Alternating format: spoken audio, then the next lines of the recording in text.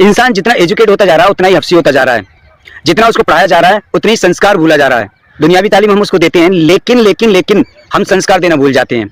वजह केवल हम ये रहते हैं कि दुनिया में कैसे जीना है, दुनिया में अव्वल इसको कैसे आना है और कैसे ये अपने आप को सर्वाइव करेगा। बट हम ये भूल जाते हैं कि इसको संस्कार देना भी जरूरी है कि बुजुर्गों के साथ कैसा सलूक करना चाहिए, बड़ों के साथ कैसा सलूक करना चाहिए, अपने छोटों के साथ कैसा बोलना चाहिए, किस तरह के व्यवहार उसे दुनिया में रखना चाहिए। अगर लोगों को संस्कार नहीं दिए जाएंगे तो लोग क्राइम की दुनिया में कदम रख देंगे और यही आजकल होता जा रहा है।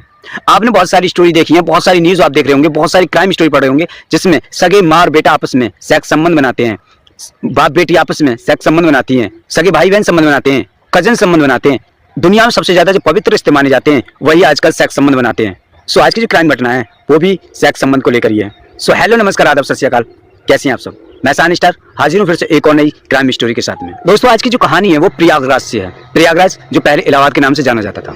एक बेटा अपनी माँ पर इस कदर फिदा हो जाता है जैसे कोई लड़की को देखकर फिदा हो जाता है। अपनी माँ को अपनी माँ ना समझकर एक लड़की के रूप में, एक गर्लफ्रेंड के रूप में देखता है और माँ को बिस्तर तक लाने के सपने देखता रहता है। माँ के साथ उसका बिहेवियर थोड़ा चेंज सा लगा तो माँ ने उससे पूछा एक रोज कि तेरी तबीयत ठीक रहती है, तुझे हुआ क्या है। तो बेटा कोई जवाब नहीं देता और कहता कुछ नहीं हुआ है। लेकिन बेटे के मन में दिन और रात अपनी माँ के प्रति मोहब्बत बढ़ती जा रही थी। वो उससे इश्क फरमाने की कोशिश में लगा रहता। अपनी माँ को कैसे पटाया जाए, कैसे बिस्तर तक लाया जाए, यही बस वो सोचता रहता। अपनी माँ के साथ संबंध बनाने के लिए वो इंटरनेट पर जो अश्लील कहानियां हैं उनको पढ़ने लगा।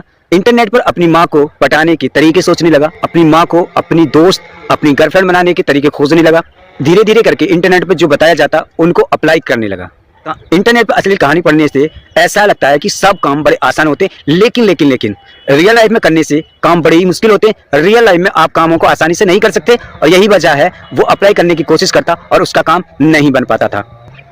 माँ को उसका बिहेवियर बड़ा चेंज सा नजर आता था, मगर वो समझती थी कि बेटा मेरा बीमार चल रहा है या फिर कुछ और मानसिक दौर से गुजर रहा है। लेकिन उसने कभी नहीं सोचा कि मेरा बेटा मेरे ही प्रति मुझ पे ही फिदा हो रहा है।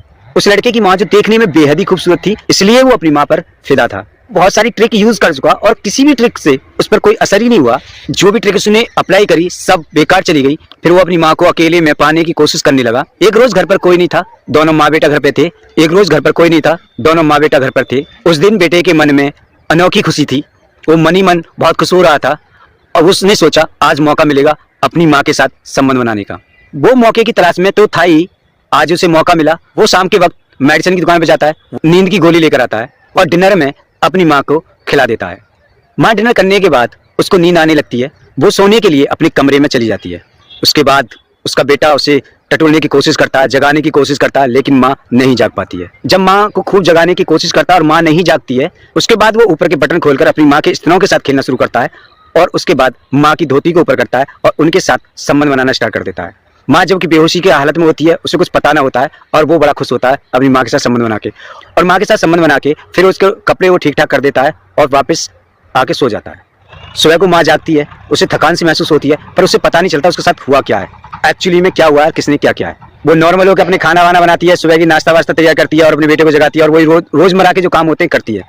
बेटे को ये चस्का लग चुका था। जब भी मौका मिलता माँ को बेहोशी की दवा खिलाता और अपनी माँ के साथ वो करता जो एक हैवान बेटा ही कर सकता है।